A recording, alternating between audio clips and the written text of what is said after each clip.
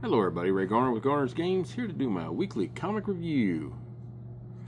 This one, we'll be checking out Absolute Catwoman #1. Now this book is brought to us by Snyder and Grayson, if I'm pronouncing that correct. And our artist is going to be Bengal.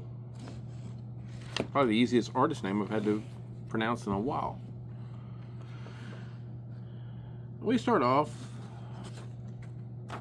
in good old London. And we got a girl, if we can kind of get up here a little bit where you can see it.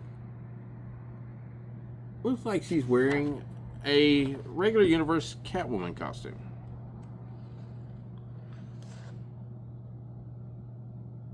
Of course, that is not taken well for the Absolute Universe's Catwoman. She is promptly shot with tranq darts, and she starts to do a scan because her helmet basically has a computer system in it, almost like an Iron Man Jarvis, to use a common term. And then she gets a heads-up warning that she's about to be attacked by a whole crew of Catwoman-looking. Yes.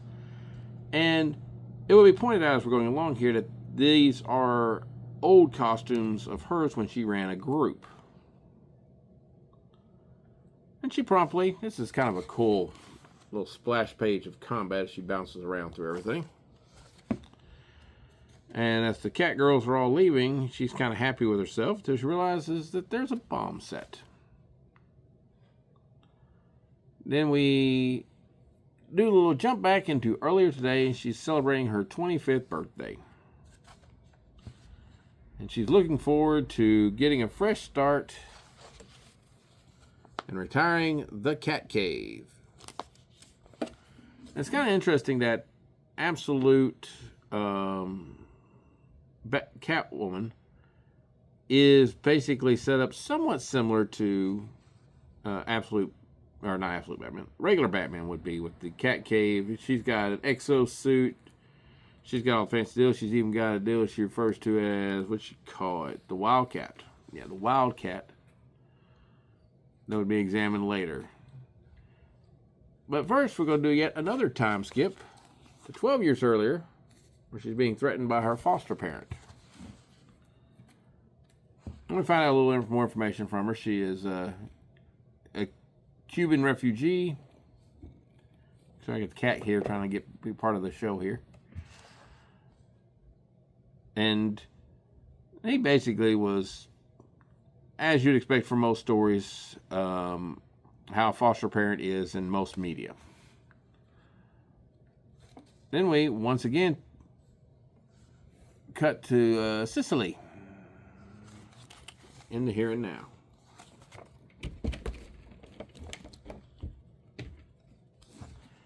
And she's gone off to meet somebody.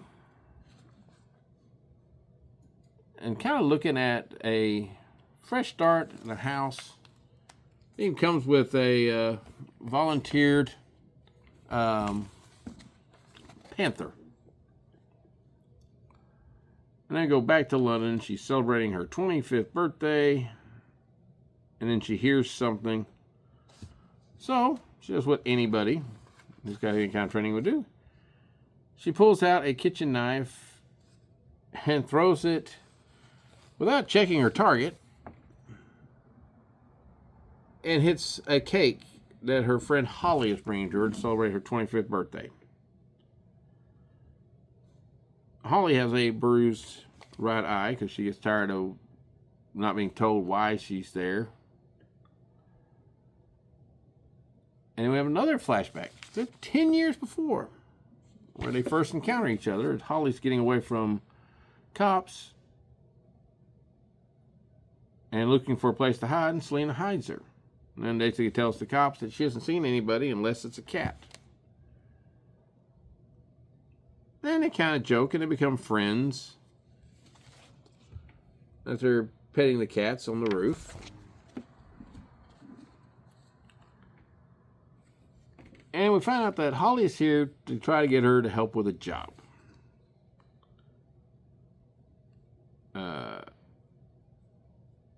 and she won't give enough information to Selena. Selena basically is like, okay, I'm not doing this anymore.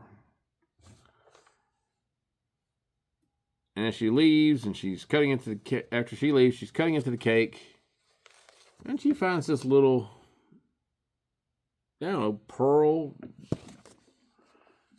Not really sure what it is, but that's basically about the time we jump back to the very beginning, where the cat crew shows up, and she slips into her outfit.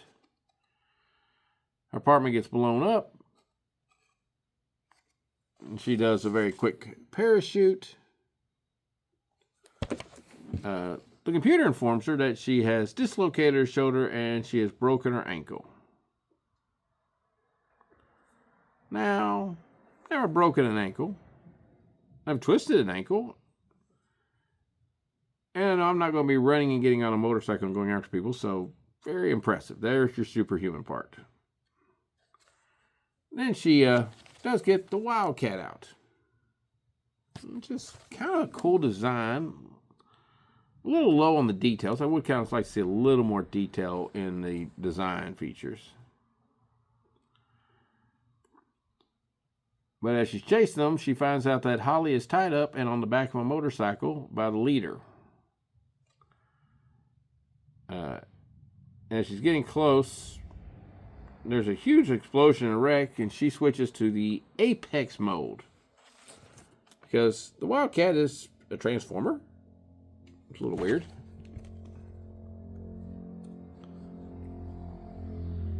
And as they clear the debris, she goes back to motorcycle mode. And as she's catching up, the other girl spins the motorcycle backwards. And they're going to fight toe-to-toe with the one motorcycle going backwards. And one girl has two, not quite katanas, but katana-ish type swords. And as the two of them fight, she realizes that the other girl is really good.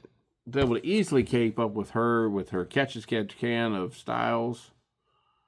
Never makes a sound.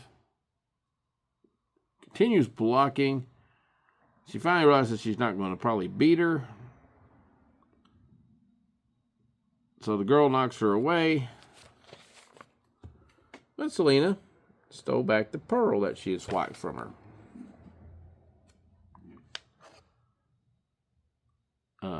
Holly's convinced she's going to get killed.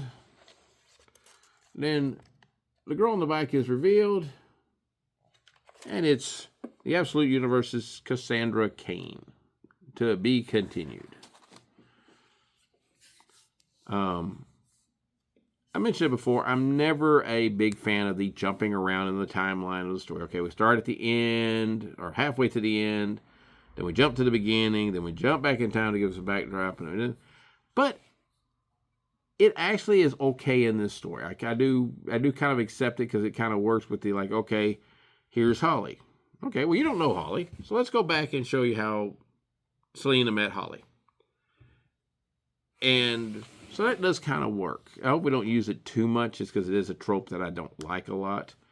I like the way Selena's written. I like how she's handled on a lot of her stuff. I like the fact that Cassandra Cain is going to start off as probably her arch nemesis to begin with. I don't know really a whole lot about Holly yet, but obviously it's a longtime friend of Selena's. And I like the little backstory of her having had a girl thief group that all wore cat outfits. Kind of explains the inspiration to become Catwoman. So, very good, very fun, not as dark and brooding as a lot of the Absolutes have been in the past. So I'm kind of curious to see it. I'm kind of curious as to who it is that's very proud of Cassandra Cain. Don't know who that is. Assume it's probably going to be Lady Shiva if we're sticking somewhat close to the original universe's continuity. So that'll be interesting to see. And also, Selena versus Cassandra is something I'll be all down for. So anyway, I think it was a fun book. It's really good. Can't really have any complaints about it. I think everybody will enjoy it. And I hope to see you next week. Have a good one.